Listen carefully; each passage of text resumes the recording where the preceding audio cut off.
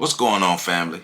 I'm just here to remind you that you can get yourself a copy of my new book, On the Shoulders of Giants, Volume 4, The Caribbean, by visiting my website, www.ontheshoulders1.com, and help support me as I continue on my mission to make sure that my people have our information, even though, there are many people trying to stop us from learning our history. But hey, we can teach ourselves, and one of the tools we can use is my new book, On the Shoulders of Giants, Volume 4, The Caribbean. Remember, visit my website, www.ontheshoulders1.com, to get your copy, and I appreciate your support. Sara Gomez.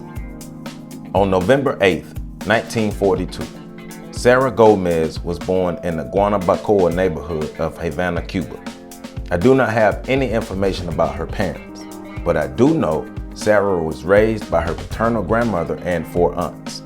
Sara's grandmother and aunts prioritized her education and exposed her to Afro-Cuban culture, music, art, and literature.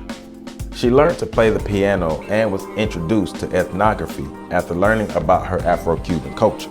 Her neighborhood of Guanabacoa was an Afro-Cuban cultural hub for scholars, musicians, business professionals, artists, dancers, and writers.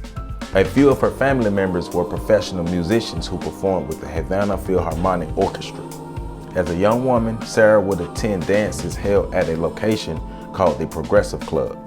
Dancers, musicians, and other young people who attended the Progressive Club inspired Sara to study music at the Havana Conservatory of Music. Sara's interest in community could not keep her from experiencing racism and gender inequality as an Afro-Cuban woman. As she grew older, she would use her voice and talents to combat the racism and gender inequality in Cuba.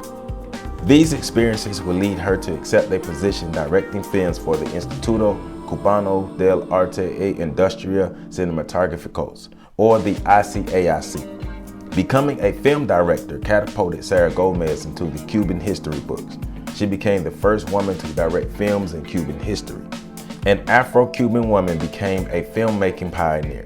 She began her directing career making documentary films, which helped her to focus more on creating a realistic depiction of the Cuban people and culture.